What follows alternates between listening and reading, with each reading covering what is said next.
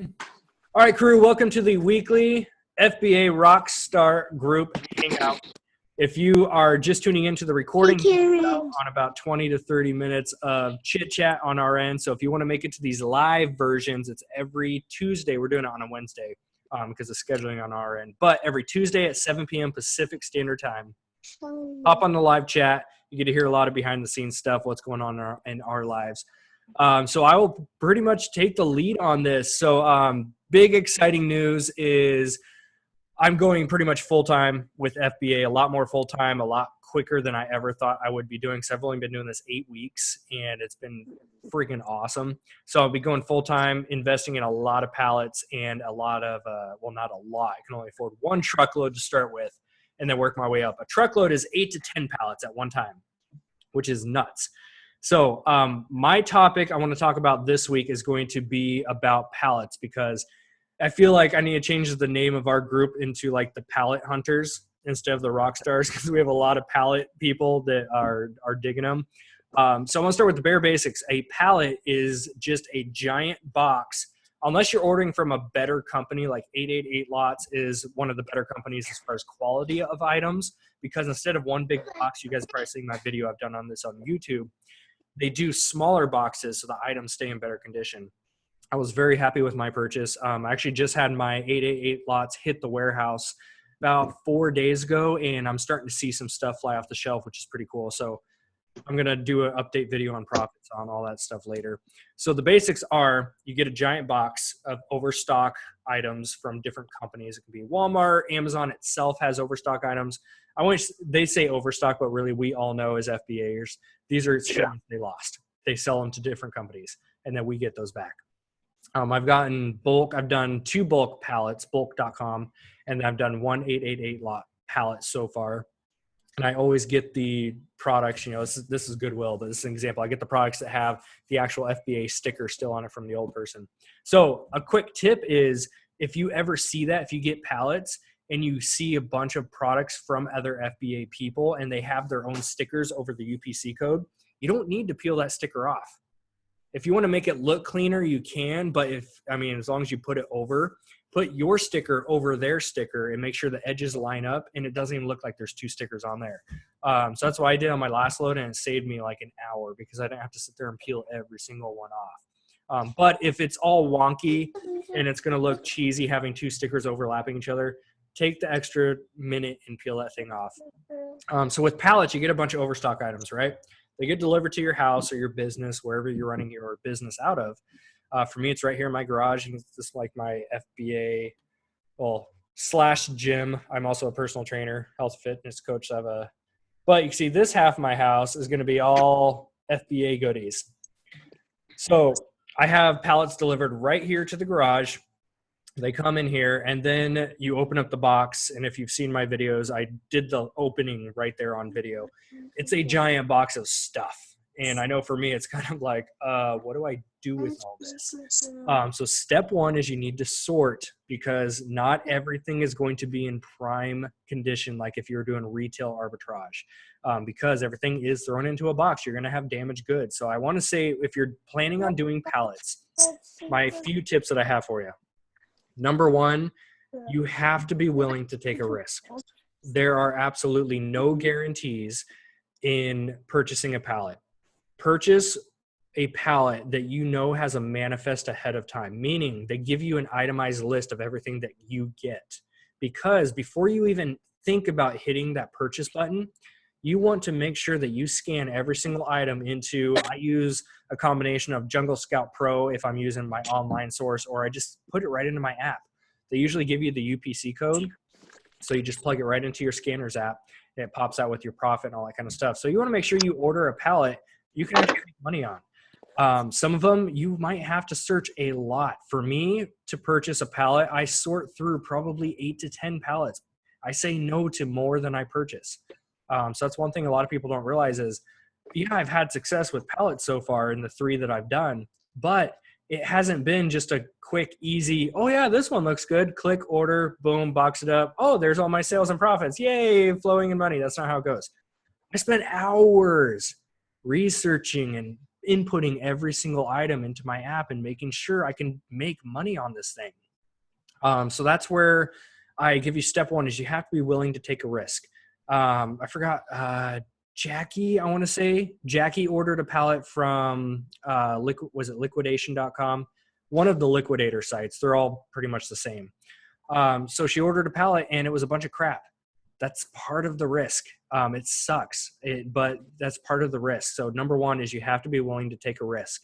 With great risk, you might see great reward. I know on especially my first pallet, it was 100 toys. A lot of them were in banged up condition on the box. So, you put collectible and all that kind of stuff and make sure you list under the right category. But it sold, the entire pallet sold in 3 days. It was ridiculous. And obviously it was Q4. So it's going to sell fast, but everything sold. So I had a great experience my first time, ordered the second one, and everything is starting to sell now because that just hit the warehouse. Actually, this morning was my first check-in it was only like 10 items for a small unit. I have 80 something more checking in. So I know those are going to sell pretty well. But that's because I took a risk. I took a leap of faith. They might not sell for months. They might not sell at all. I don't know. But for me personally, I'm willing to take that risk. So if you're not a risk taker, I do not recommend pallets. The big question is, do I recommend pallets for somebody who's new? It would be redundant if I said no, because I'm new and I did it. Here's the thing with me. I'm a rebel. I don't follow rules. When I got into FBA and I joined all the groups, I did everything they told me not to do. I ordered a pallet within my first 3 weeks of being involved with this thing. Tina knows, she's been there with me since the beginning. I ordered a pallet being less than 3 weeks into this thing. I didn't know what the hell I was doing when that thing got here. I put it on video and I'm like, okay, in between shots of that video, you guys don't see me going, what do I do with this? So I had to YouTube and see kind of what to do with pallets. So tip number one is be ready to take a risk. If you're ready to take that risk and you order your pallet. Tip number two is get some help. It doesn't have to be paid help. You don't have to pay anyone to do it, but get a family member, a spouse, a child. Get somebody to help you out with this thing because it's going to be physically and mentally exhausting. I was up until 2 a.m. doing my first one. Especially I didn't have a table. I didn't have my Bluetooth scanner. I didn't have anything. I literally was just brand spanking new. And so I was on the ground, hunched over, prepping and fixing packages and sorting and all that kind of stuff for hours. Killed my back, killed my brain. It was not a fun experience. So get some help for these things. Don't be afraid to ask a family member or even a friend, just, hey, I have this big shipment in. I would love it if you can just come hang out and spend a few hours.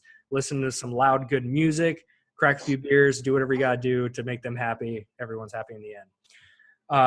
So, I mean, those are kind of the basics with pallets. They're overstock items. They can be customer returns, online returns. They can be damaged box. Depending on the company and their website, you can probably choose between new condition, meaning the item is new, the box is not going to be new, but the item is new. Or you can do, I don't recommend unmanifested, which means you don't get to see ahead of time what you get. It's kind of a crapshoot. You might get something good. You might not get anything. They might send you an empty box. Don't go with that. I'm not a fan of salvage items. Even though my Goodwill has salvage items that are friggin' awesome, I get to test those ahead of time, though. I get my hands on them first. I don't recommend salvage items from an online source unless you're ready to fix something, especially when you get into electronics. They're under the salvage category because they might not even be functioning. It might be a broken item, or it could have been a manufacturer error. Something is not right with that product. So unless you're willing to take a bigger risk and order something you don't know if it works or not, and be ready to invest the time and energy and maybe money to fix it, to me, it's not worth it. So my experience with pallets so far, like I said, I've done 3. I've had really good experiences with all 3, but I've done it the right way. So back to the question, should a newbie get a pallet? It really stems back to if you're open and ready to take the risk. That's all it comes down to. So let me check here. We're going through Q&A based on what people posted yesterday. I'll try to cover what I can about pallets. One question I have is, how do you sort through pallets? Do you use your smartphone to look up individual items? How do you determine what goes to Amazon, what goes to eBay? So when you get a pallet, let's say 100 items, I'll use my first pallet I got, for example. I got 100 toys, basically. There was a couple baby items, but I got 100 toys. Every pallet you get, there is not going to be 100% of the items that go straight to Amazon because they're ready to go. You're going to get some crap. That just happens. They're over on the shelf. I would pull them out, but it'd take too much time. I kid you not, it was a dirty, like, Ziploc bag of like 4 markers. I can't send that to Amazon, and I'm not going to waste time eBaying it. So I threw it up on my local buy sell trade group for $5 just to see if I can break even. No one's bought it yet, though. So I might just give that to my 1-year-old and let him go to town on something. Wait, what was it? What was it again? Oh, markers. Oh. It's a dirty Ziploc bag of markers. Like, no, I don't even know. So I guess that was not manifested. I guess that they left that off. Yeah, it was not manifested. So you might get some little stuff like that they're just like, man, we don't need this. Let's just throw it in this big box and FBA or take that off of Tim's desk and just throw it in there. Yeah, exactly. So as far as how I go through and sort stuff, I have the big box. I go through and I pull all the stuff that's in good condition, meaning it doesn't need tape. It doesn't need box fixing. Usually there's some stickers on there from the company itself, but I don't worry about that. So I separate stuff into a pile of good to go and then a pile of looks like crap. I should probably fix this. So I tape and fix boxes, make it look the best that I can, take off any marker residue, use Goo Gone to shine up the box, especially if it's a black box. Goo Gone acts as kind of like a wax. It makes it look 10 times better, kind of cleans up the whole thing. Matt knows what's up. You're upgraded. You got I don't even know they made a spray bottle version. I've been using the stupid, like, pour it out onto. That's the only one I could find. I wanted the pour bottle, and I've seen somebody had wipes. I want the wipes so bad. I can't find them anywhere, and there's a pen too. We all need to Amazon this stuff afterwards. Buy it from another FBA. Yeah, Matt's gonna write that down. We all need to get the wipes. So I sort those into good to go, basically newer condition, and then I need to fix these up. So once I fix everything up, then I scan everything through Inventory Lab is what I use now. So I scan everything through Inventory Lab and it pops up with, here's your cost of goods. Here's how much you get a profit afterwards if everything sells at your current pricing.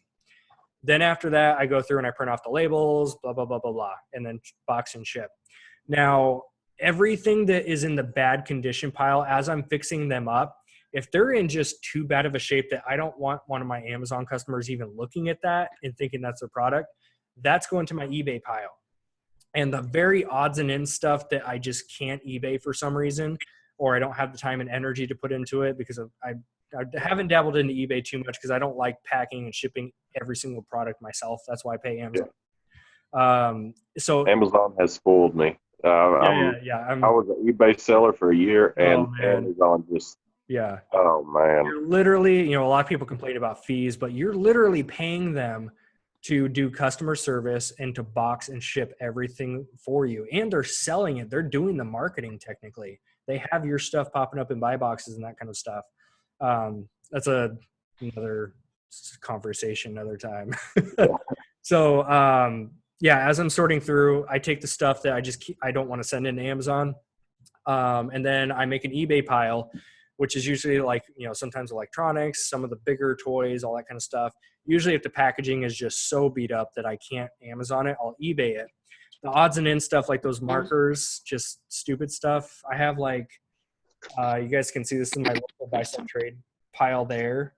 I have these little plush toys and a beat up old lightsaber, just random stuff. That's going on my local Facebook sales groups. Usually buy sell trade is what it's called. So look up buy sell trade, you'll see your local things pop up.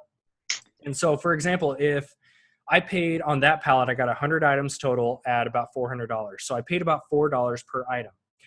Now, I know that to break even, I just need to get $4 cash. So I might put that beat up lightsaber I have up right now for $5. And that thing's been sitting here for 6 weeks at least. So I don't even know what I'm going to do with it. I'm probably just going to ditch it. Some stuff you're going to ditch. So that's how I personally sort through stuff. Most of the stuff is going to be Amazon ready. Some of the stuff you have to fix up, some stuff you have to eBay, and then the last, like the third tier, is going to be Craigslist and buy sell trade groups. So that's kind of how I personally manage all that stuff. As far as this list, I do not see any more pallet specific questions. So unless you guys on the live call have any pallet questions, a truckload, I forgot to mention that. A truckload is just a truck literally full of 8 to 10 pallets. Some of the bigger ones I might go up to, I've seen 15 pallets, which is hard to even fathom that many because one of them takes up most of my garage. So I'm personally going to be investing in my first truckload pretty soon in the next week or two, and it's going to be nuts. So those ones, oh, that was right. How long is the 888 lots wait for the license and permit? So I don't have a lot of experience with permits because up here in Oregon, we actually don't require a reseller's certification or certificate, permit, whatever you want to call it. So I can't be a ton of help, but I can give you the little bit of info that I've read.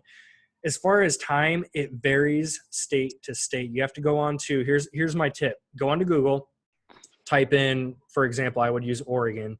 We have like I call it a fake reseller cert. Some companies like 888 lots, I had to do this. It's like just a quick little fake thing I send in saying, hey, we don't need one. So go to your Google and I would type in Oregon resellers permit. That's it. And then usually one of your first options to click on is going to be a .gov site. That means it's your state government website. That's what you want to get it from. Some of them you can do right there online and it's instant. You might have to pay, like $50, $100, something in that region. Some of them you might have to renew every year. Each state is different. Some of them you have to mail in an application and then wait for the mailing to get it back. That's what it is for us. I researched it. I really got to apply for one because I really want a pallet already. Yeah.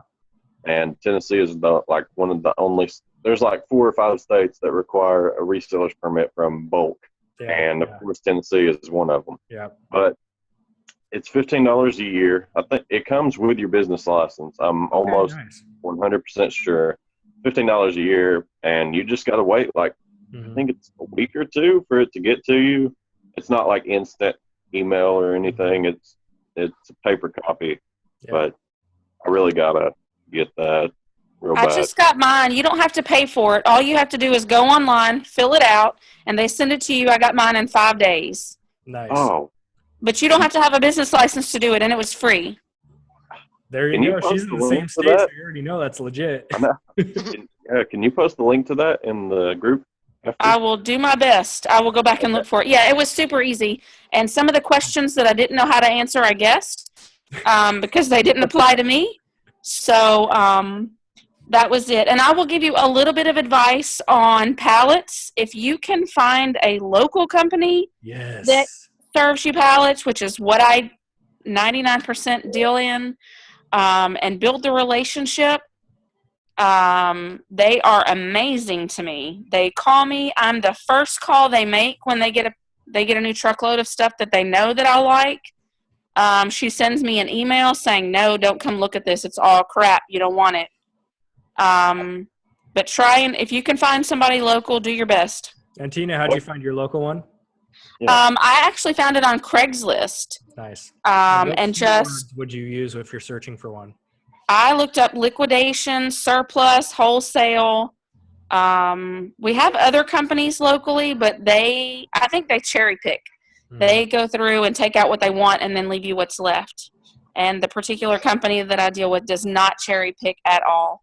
Nice. If they did, they would be taking those KitchenAid mixers that resale for $3.99 right off the top of the box, and they don't. They're still there. That is awesome.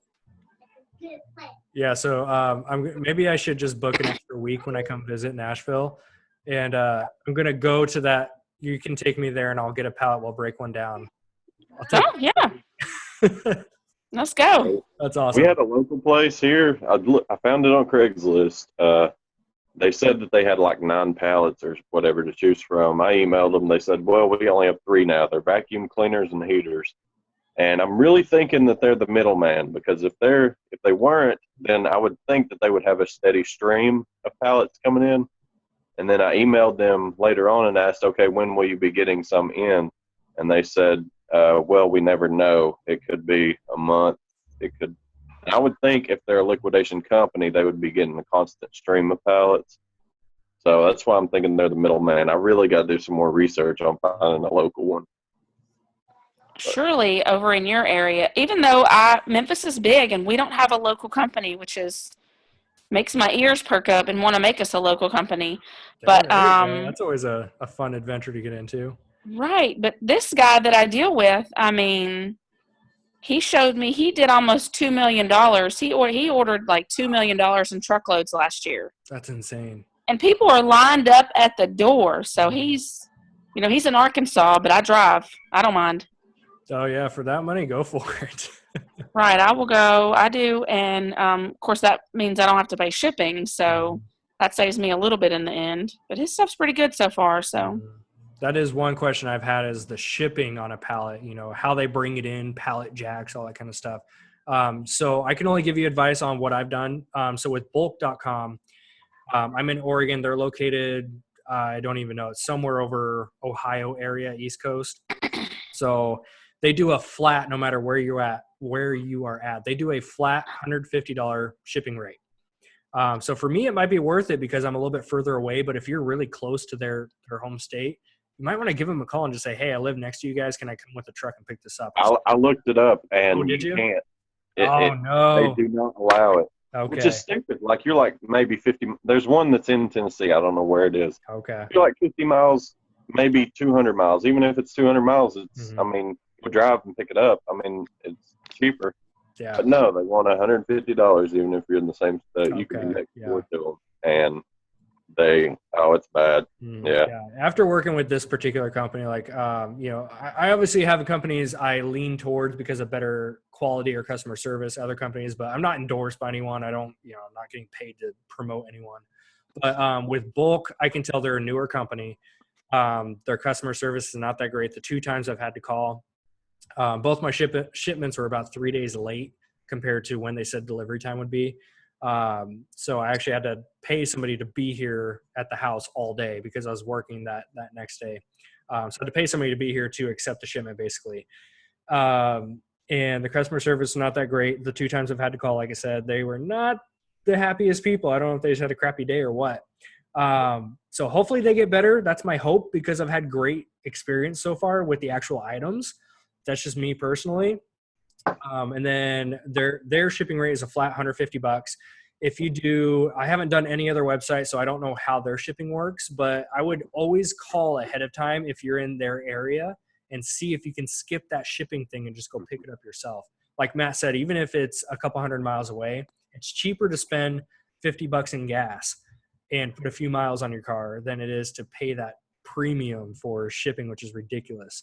So if you do get a big pallet and they come to your house, at least with Bulk, I don't know about the other companies, but at least with Bulk, the guy comes up in a truck. They called the day before and said, hey, we're at your local center, and they set up a time to deliver. So these guys give a 3-hour window. So he said between 12 and 3, for example. So he shows up about 1 o'clock, and of course I'm sitting here waiting for him. And he has a pallet jack and everything. So he just puts it on the jack and wheels it right into the garage where I want it. So that was my experience with that. The driver was awesome. Super nice guy. He said something about how there was, every time he hit a speed bump, there was something making music. That's a giant box of toys that you're carrying. Sounds kind of funny. Like I said, with 888 lots, because they box in smaller boxes, which I love. Go look at my video if you haven't seen it. Stuff is in better shape, better quality, not as much box damage, and FedEx delivers that one, so it's much faster than a big freight truck coming to your door. So FedEx was awesome. It was like, from the time I ordered to the time I got it was less than a week. I want to say it was like 5 days. It was awesome. And as you guys can see, I added Adam lots and Albert lots inside of our group, and they work for 888 lots is who they work for. That's why their names end with lots. It's not their last name. So that's their business account. So if you ever have questions, those are the guys to go to. I've had a lot of people message me. It's like, I promote them. I don't work for them though. I love their products. That's it. So go to those guys for questions. That's why I tag them underneath some stuff. I think I hit almost everything I can with pallets though. Did I miss anything? I think you got it. Okay. Honestly. Yeah, I mean, a lot of people have seen my videos by now. So, I mean, that first video was like 20-something minutes long. So, I mean, yeah, I kind of gave every bit of advice I could in there. I love that you get a manifest with the online people, though. The only drawback to mine is there's no manifest. You get to see the top of the pallet and you guess. Yeah. So it's like Christmas when I get home, because you never know what's in the bottom of the box. But sometimes that's good. Sometimes that's not so great. Yeah, and I know Cameron is on this call, and he had mentioned before that I think it was an auction. If you look up your local like liquidation auction at your just type in Google your state or your city and look in liquidation or overstock or surplus auctions, and he said he can break them down in person. He can look all throughout the box and then decide if he wants to place a bid on it. Yeah, definitely. Oh, wow. You get to show up hours beforehand, break the pallets down. Basically, I just start scanning and see if I can find profit in a pallet. Usually, I don't spend a lot of time ahead of time. What I'll do is I'll scan a pallet until I see that I've got a good profit in it, and then mark down on a sheet of paper what I'll bid for that number, and then once the auction starts, start bidding. Nice. That's almost exactly what I do. The first bulk pallet I got, my very first one, I scanned almost all 100 items because I was complete newbie. I wanted to make sure I was getting some money out of this thing. My second one was 888 lots, and that one was pretty simple because the manifest was only 45 items. It was all DVD players and electronics for the most part. So that was simple. But then my last bulk pallet was 150 items. I didn't feel like scanning all 150, so I did that same thing. I scanned until I broke even. I broke even on item 45 out of 150. So I knew that if I broke even on 45 items, I'm bound to make something for the next 100. Exactly. So that's how I went with mine. Yeah. So I kind of follow that same system. I don't want to waste time scanning a haul every single one. Do it your first time. Don't get me wrong. It's a risk. I don't want everyone going out buying pallets and come back and say, well, Chaz said that you make money if you buy one of these things. It is a huge risk. And I've bought many of them that I've got home and started sorting through and spent hours on, and just then I realized this was a mistake. So I've got tons of stuff going on eBay then, and then there you go. Of course, lots of time shipping individual items. Yeah, it's all part of the game, guys. I know for us, there's different levels of entrepreneurship, and I feel like Cameron and I know Matt's in on this too. Tina, those of us pallet people that are kind of getting in on this big stuff, for some reason we thrive on that gamble. I don't know what it is, but there's something in our minds like, I don't know if it will work, but I want to see. Let's do it. And I'm going to try it. Yep, I'm going to try it. So I took the same risk. I don't know if you all seen my post where I bought all of those tables. Oh, that's right. Leapfrogs. Those things are good, though. Calculated risk, but we'll see what happens. Yeah, those are bigger than I thought they were. Oh, yeah. Like, I was looking at your first picture, and I was like, oh, well, those don't look too big. And I was like, oh, that's a closet door. And they're like halfway up it. So. Yeah, that's what sucks is the fees are high because they're all oversized items. So yeah.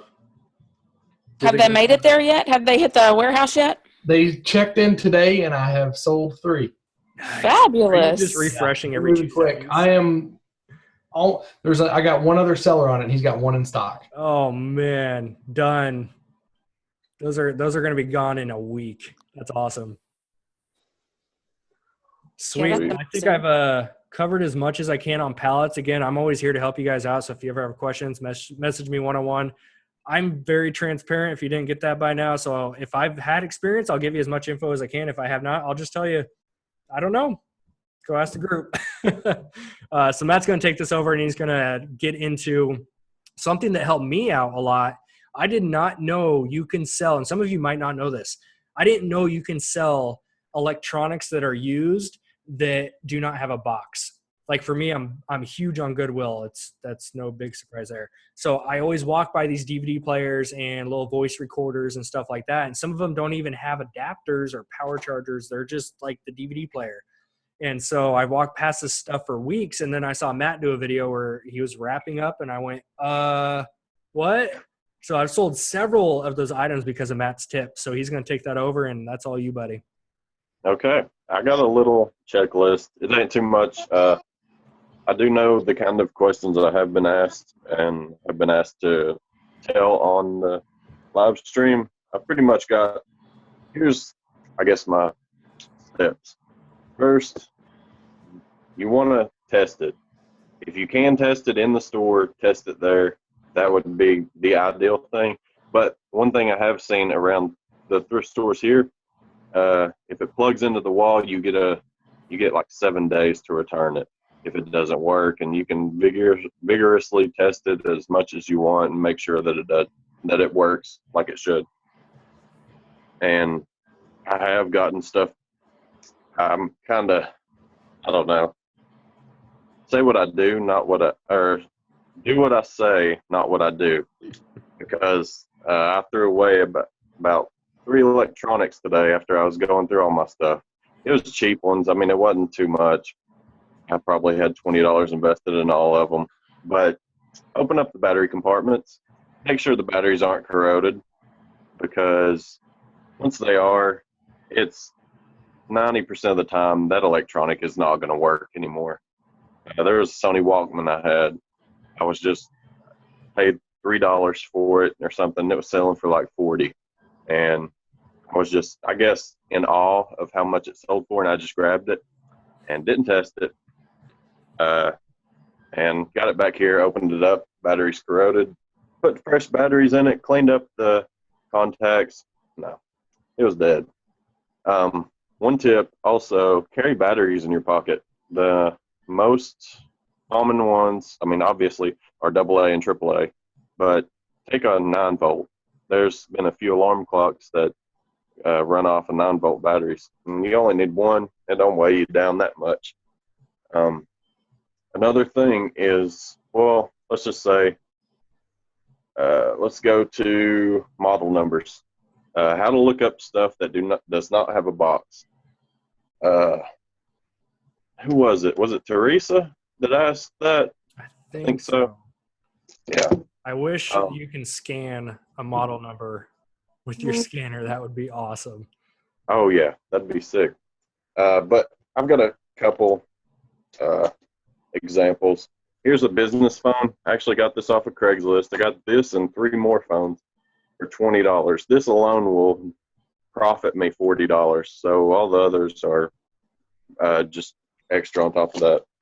This, I know you can't see it because the screen's so tiny, but it has the model number right here. And at first glance, I mean, someone that wouldn't know what to look for just sees a number and doesn't look it up. I've got a couple I'll pull over too. This is a AT&T business phone. You don't have to type in business phone, just put ATT, and it's a 993 business phone. And that's it for that. I think there might be, and usually there's like a little white barcode right here, which I still have to cover up. I meant to cover that up.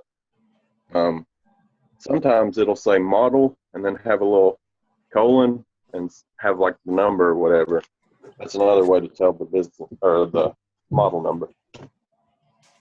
Okay, on this one, it's just the iHome. Actually, it's not iHome, it's Sony. This is it's a Dream Machine. I didn't even notice that. Okay. Usually Sony's, for the most part, they like to keep their model number on the front in a very prominent place. This one, I don't think it does. It doesn't. So what you're going to do, you're going to turn it around, and there's going to be a little label. And it's pretty much going to have the same stuff that it did on the front, on the back. And it'll say Sony, and then it'll say model number, and this is a ICF C1 IP MK2 or whatever.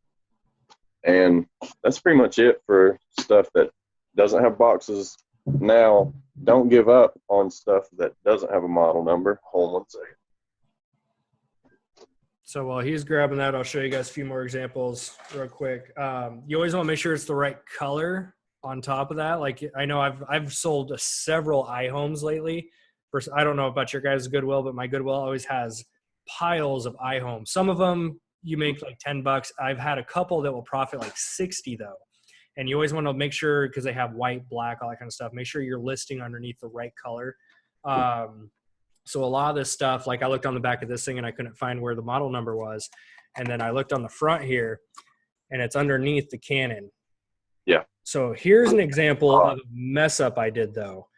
because we all learn from each other's failures, right? So I have several. Here's one of them. I grabbed this thing. I was in a rush, so I plugged in that model number, punched on the first one I found. It kind of looked the same. Like, okay, cool. I get a profit like $50. I'm going to take this thing home. And so I got home, went to put it in inventory lab. I start looking closer. I go, something's not right. I noticed that this logo was across the bottom on the listing, and it was the only listing up there. And I realized this thing is a model number 2, and the one on the listing was a number 3. And so there was no other listing. So this thing's going on eBay because of that reason. But you can see that's one mistake. Make sure it's the exact model number. And like you said, most of your stuff, especially DVD players, they're going to have your model numbers right in the back there. So just make sure it matches up to the right one is pretty much my biggest tip I got for you on that. And on the Canon, those printing calculators, the adding machines or whatever you want to call them, those are hot for some reason. Yeah. Those are crazy. Sold like 3 of them so far. Yeah, exactly. And I've had one that sold for, I think it was in the $80 range, used. And I was like, why? There's brand new ones at Walmart that are, updated for $30. I'll tell you one thing real quick. When I took my FBA classes, how I learned all this stuff, the one thing the instructor told us literally probably 1,000 times throughout the 3-day class, he said, I cannot tell you why, but it's making a paycheck. That's all I care about. Yeah. So half the stuff I know, you probably seen this too. I don't know why, but it's something like these big calculators that print off receipts and landline phones. Like we got these, right? I know I got one sitting right here. I don't know why people buy this stuff, but I've sold several that I buy. Like this one still has the sticker on it, $7.99, and it's going for $89.99. I don't know why, but people buy this stuff. So don't bypass the small stuff. Scan every single item that you walk by. Go ahead. Go ahead. I was going to say I've got a quick little used electronic tip that I just learned today, and that is that iPod Nanos, the first generation, if you can find any of those working, non-working, whatever condition is in, Apple will take that and give you a brand new iPod Nano of the latest generation due to like a recall. That's insane. Huh. Well, there you go. Someone's got one of those laying around their house. Yeah, so hunt for those. Nice. But yeah, one thing on those printing calculators, I did the exact same thing you did. Looked it up. It was going for like $60. I was like, sweet. It looks exactly the same on the picture.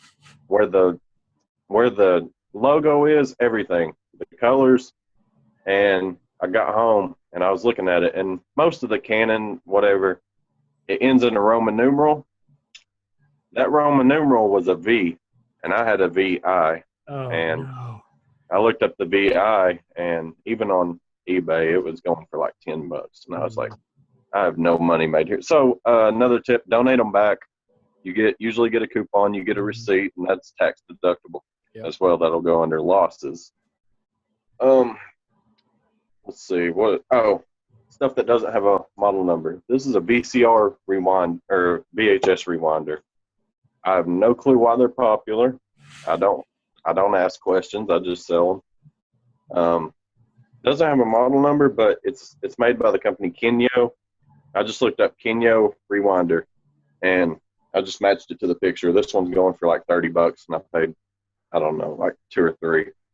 I don't know why people do this stuff. Why do they pay money for this stuff? Well, I bought one used at the thrift store for me because I bought that big TV for $10. It's like a nice 38-inch big TV. Bought it for $10, and then I got a little DVD VCR combo for $5 at Goodwill. I could sell it, but I'm gonna keep it for myself. And I found a VHS rewinder because I bought a bunch of old scary movies like Silence of the Lambs, the original Halloween, and stuff like that. But anyways, babbling. Let's move down my list. Original box stuff. That's pretty straightforward. If it's got a barcode on it, scan it.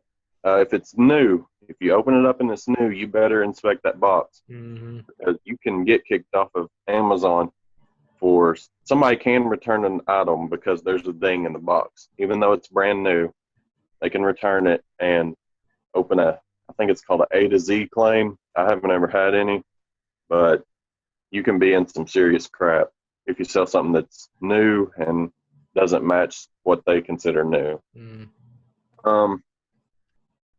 Let's see. And with that, real quick, one of my other failures, like I said, I've had a lot of them, so happy to share any of them. Kind of the same thing as the box. Make sure you always check inside the box. Again, I was in a rush. This was last week. I was in a rush to, get in there. I had like a half hour to kill, so I'm scanning. And I started to get down to my time limit. I scanned this little, again, I don't know why people buy this crap. A voice recorder, like the old school tape version, just a little voice recorder for $2. It was $1.99. Scanned it, and it was going for $80 used. And there was like 5 sellers, decent ranking. I'm like, I got to get this. So I didn't even open the box. So I threw it in my cart, checked out. A couple days later, I go to, I'm in here inputting and scanning, all that kind of stuff. I bring this thing up like, oh, yeah, I remember this. This is a good profit. Scanned it, opened it up to list the condition. It had the charger.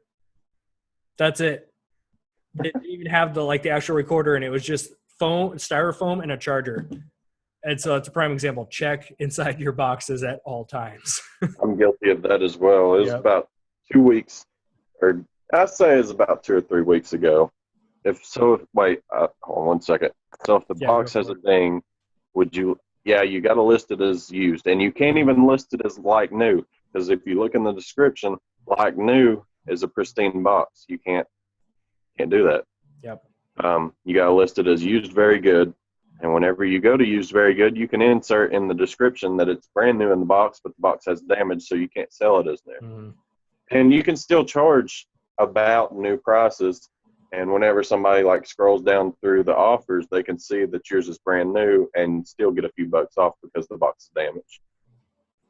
I forgot what I was going to say before that, but that's a really good point. You don't want to risk your account. There's no item worth risking your account over. We actually we ordered baby formula for our little one. And so we buy the boxes that comes with a pack of 6 cans. We've been getting it for, almost 6 months now. So for this last order, it's kind of funny. Once you get into FBA and you order from Amazon for your personal stuff, you can tell if it's an FBA sticker. So we get the box and there's FBA sticker. I'm like, oh, it's kind of funny. It's another FBA person. Flip the box around, beat to crap. The cans were dented on the outside. All 6 of them were dented and all this kind of stuff. And somebody had listed it brand new. So whether or not they listed it that way and hope nobody would catch it, or if it was damaged in shipping, I don't really know which one that was. But for example, if I'm looking at this right here, this thing has a nice size hole in it that automatically takes my listing of new out. Cannot do that. Yeah. But again, I'm also looking to that's over the barcode where my sticker is going. There you go. You might be able to get away with that one. But yeah, if you have any dings or anything, you cannot list as new. You can, but if you get caught, you don't want to risk that. You would definitely be in some trouble. Yeah. But I can't stress to look at your Craigslist and Facebook groups, because this little puppy was sitting on Craigslist. You got the good ones. Yeah. That's $75.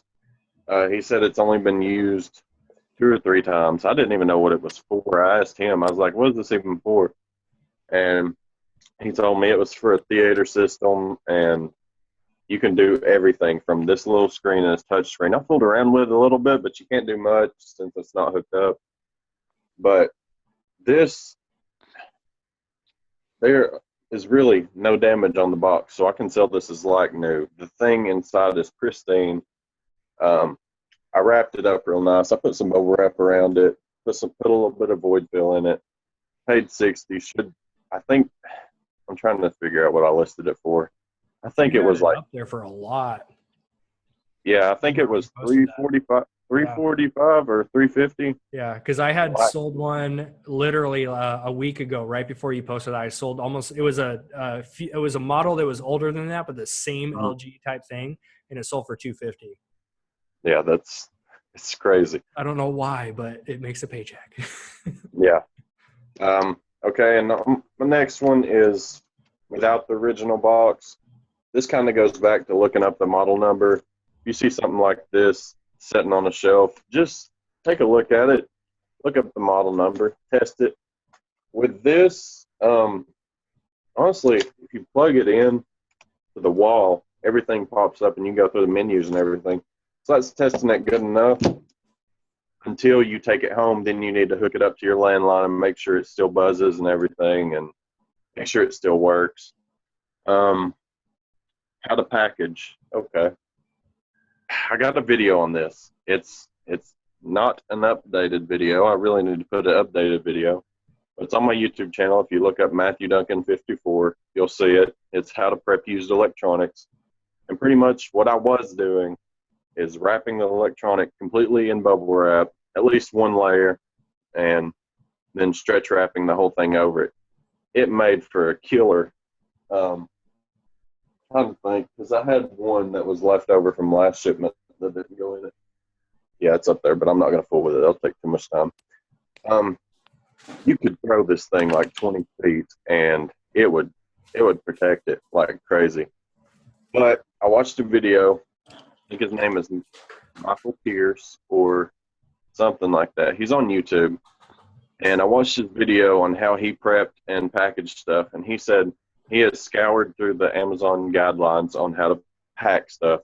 As long as it gets to them in one piece, I mean, you're paying them to handle your products. I mean, if you make their life simpler by bubble wrapping the whole thing, I mean, even if they do damage it, you get compensated for that, for what it would have sold for. And pretty much now, all I'm doing until I get my shrink wrap machine is I'm stretch wrapping over pretty much like this is a phone. There's the loose phone, all the cables, the power cord. It's all stretch wrapped over to hold it completely still. There's nothing coming out of that. And see, there's like a big old hole, open area. And what I'm going to do is I'm just going to like set this in a box. We'll put bubble wrap down and put a layer of bubble wrap down in the box. Make a layer of electronics or whatever and put bubble wrap over it. Pretty much you're wanting to protect it to get there. Once it's there, it's out of your hands. They gotta deal with it. So time is money and money is money. So bubble wrap is expensive, and all of you all know that. $17 for a roll from Walmart. Mm-hmm. I could go through that whole row on this one shipment. I saved $17 by just doing it this way, and all I have to do is just package it right in the box. I saw Matt's video. Like I told you, he's the one that kind of showed me that you can sell used stuff like electronics. So this is probably what you were talking about here. Yep. So this was one that I wrapped up and got the stretch wrap over it. I completely forgot to even pull the model number off of it, so I couldn't put it into my system. So that's one good thing about this as well. Exactly. Yeah. So I was looking at the fact that look how much cleaner that looks than doing it this way. Because I've been doing it this way, and then I'd put the FBA sticker over the top so they can scan it. I was DTD moment where I wrapped the whole thing. Went, well, crap, I don't know what's in there now. Oh, yeah, but you could punt that thing across the football field and it'd still be perfectly intact. Sure. Yeah. The way that you're doing it now, I'm going to switch over and start doing that too, because it just makes more sense. You know, time is money, especially when you're doing this on a full-time level like a lot of us are working towards. You know, we got 1,000 other products to wrap up. We can't spend a half hour doing every single one. Mm-hmm. So, and I'll do a video on the shrink wrap, and it's an impulse sealer and shrink wrap. And then the type of shrink wrap that I got is called polyethylene. And it takes really low heat to shrink it up, so I can use it in my hair dryer instead of getting a heat gun. Nice. But I'll make a video on that and show you all how to do it and everything. The next thing I got, and pretty much my last little thing, is media. I know somebody asked about the CDs and the games and like how I test them or whatever. I don't know why. These are like old, I don't even know. They're cassettes of some sort. They sell obsolete media because you can't buy these in the store. They're going to sell. especially if they're brand new sealed. I paid 79 cents a piece for these. I got 2 of them. I can, after fees, I'll get $18 a piece. That's awesome. Sealed CDs, I can't stress that enough. That is one of my biggest ROI money makers, because you can buy CDs from thrift stores for like $1.50 maybe, and if it's sealed, this one alone, I paid $1 for it. It's going for 30. I mean, that's crazy. Games. This little puppy paid $3 for it. One of the advantages of being tall is you can see on top of bookshelf. Oh, I'm 6'6", by the way. I mean, I know you can't tell that through the video, but I'm 6'6". I saw above the bookcase, they had a stack of GameCube games up there. Only 1 or 2 was profitable, like this one, but nobody else was going to see that unless, like, what's the odds of a reseller coming in there that's my height that's actually going to be able to see on that? Honestly, I don't even know how long they'd been up there, because that's the first time I'd ever looked on top of the bookshelf. But paid about $3 for this. I think the games go for $2.99. This is a $50 game used. How do you test the games? Because I see games all the time, but I don't have any way to test them. GameCube game. Well, actually, I've got this local chain of video game stores. They're called Packards, used games and stuff, and they specialize in older consoles. So I could take this to them and have them test it for free and make sure that it works. And if it doesn't work, they have a machine there to fix the CDs that I think it costs like, honestly, if I took a stack of CDs in there or games that needed fixed, they'd probably do them for about $3 a piece, and it takes maybe 10 minutes. That's Maybe awesome. investing in one of the machines would be great, but what were you going to say? No, I said that's awesome. I need to. Oh, okay. I see games all the time, but I mean, I didn't know, because that's a gamble for me, because I can't see anything in that doesn't work. So Yeah, I'll try that. exactly. But one thing to tell, like, take it out of its package, wipe it off real good, and if there's no scratches or residue, there's a 99% chance that that game works. Now, if there are even minimal scratches, I've played games personally that I've just barely scratched, and it jumps a whole scene. So you definitely want to test the ones that have scratches. And if you are lucky enough to have a local video game store that specializes in old video games, take it to them. More than likely, they'll test it for you for free, and it'll cost very cheap to fix it. Computer games as well. This looks an awful lot like a VHS. They had it sitting in the VHSs, and whenever I took it up to the front, they rung it up as a VHS. It's sealed. This game. Oh, how much is that going for? This is, I think I listed it for $95. $95 or $99. I'm a gamer, so the second I saw that sealed, I went, oh, man. Yeah, I got another one back here that is a computer game that's sealed as well. I think I paid up for it. I paid $10 for it because they knew it was sealed and they knew it was a computer game. Damn. But it's going for $90, I think. Mm-hmm. That's, I really can't stress this enough. CDs, look at them. Like, go to the stack of CDs, look at the corner. There's a little fold in the shrink wrap that you can tell that a CD is new. And it's unbeatable, the ROI. Especially, I mean, thrift stores are just crazy. You can't, got my first RA item, like first ever RA, Target clearance. I went to clearance and went to the automotive, and it's a garage door opener for your phone. Paid $40 for it. It was marked down 70%. I can sell it for $119. So over double my money. That's the first RA. I don't want to dabble in RA a lot because it's really risky, and I'm a big pansy whenever it comes to risks. But wait till you get that first pallet. Yeah. Right. But that's pretty much all I have for electronics. And if anybody has any questions, just comment below or message me on Facebook in the group. But that's pretty much all I got. Awesome. Thanks, man. I'll wrap this up with this is one business, but there's 1,000 ways to work it. Everyone has different methods. Everyone has different models. You can see that, we basically covered 2 different ways to do this. Pallets, which is, the main way I'm kind of getting into, that's my road I'm taking. So Tina and I both do pallets for the most part. I also do the same thing that Matt just talked about, where used electronics, CDs, kind of that whole media world, entertainment world, huge market, because it's just a society we're in. People love electronics, and people get rid of old stuff to buy new stuff. Almost like, it's hard for me to think of anyone who keeps the same electronics around for more than a year or two, because there's always newer, faster models of everything that comes out. It's why everyone lines up to buy the new iPhone every single year. They'll fork out $800, no problem. It's just that mentality that we're in now. So no matter what way that you're choosing to build a business, choose a way and follow it. One of the best quotes I've ever heard in my life, and it still applies to my life today, is a jack of all trades is a master of nothing. The first time I heard that was from my other business partner in my Beachbody business.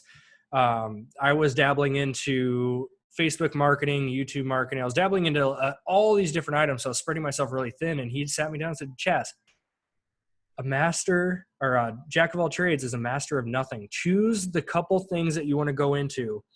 Go in them full force, all in, master them.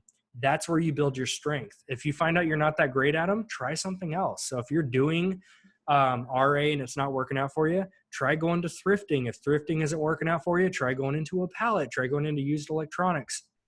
All these different ways. If you're on the big game, go into PL and wholesale and all that kind of stuff. Trade shows, there's 1,000 ways to build this thing. So, and as I always say, because one of my biggest things I've learned is you will never build any type of success in your life, not just with business, but with anything. You will never build any type of success in your life if you continue to sit on the sidelines and watch the game. Eventually, you have to get off your butt. You have to do the work. You can sit inside these Facebook groups. I know there's some of you watching this that you might be doing this.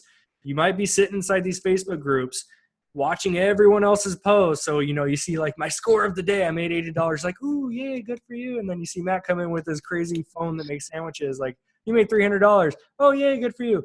But you're not doing anything yourself. That's not making you any money sitting on your butt. You need to get out there. And I posted this call of action yesterday. Get 10 items, 20 items, 30 items. I don't care. Get a item, one item. I did this with my mom today. I brought her to Goodwill with me because she saw this stuff works. I brought her to Goodwill. I said, you buy one thing. And when you get the profit back, we're running it through my account. So she's going to package it up herself. I told her, you get the profit back and you do it again. You buy 2 items. That's as simple as it needs to be. Don't worry about the technical stuff. Like, how do I label? That's all available to you. The knowledge is there. You need to find items. You need to ship them. That's it. That's the business. If you're not shipping in stuff, you're not going to make a paycheck. So I challenge you to stop sitting on the sidelines if you're doing that and to get your first shipment in, because you guys can all agree with me, whoever's done this. Once you get your first one in and you're over like the initial fear and scary part, you can't freaking wait to get that second one in. It's like a drug. It's like you take this shot of FBA and you're like, yeah, I'm getting my second one in next week. It's exciting. It's fun. I love this thing. So it takes over your life. You can't think about anything else. Literally, like I run 3 other businesses. This one has me stir crazy more than the other 2. The last 8 weeks, this is all I can think about. As I'm massaging my massage clients in my other business, I'm thinking about FBA. As I'm talking to like my health and fitness people, I'm like, oh, I got a shipment to prep. I need to go do. It takes over your life, but that means if something is on your mind that much, it's probably something you should pursue. Screw the risk, screw the fear, screw all that stuff. Take the leap of faith, go at it, because your life is more than what you're doing right now. If you're stuck at home, going to a job you do not enjoy, there's more to it than doing that. And this is one road to get out of that. We're all up here doing it. I invite you to do it too. This has been Chaz. I appreciate you guys taking time out of your evening to be on the live call for the last hour and a half. If you've been on the live version, we chit chat before these calls even start on the recording. So be sure to join us next week, Tuesday, 7 p.m. Pacific Standard Time. You guys rock. I was going to say rock stars. That would sound weird pairing them together. You guys are awesome. Rock stars. Love you, crew. Peace out. I'll see you later.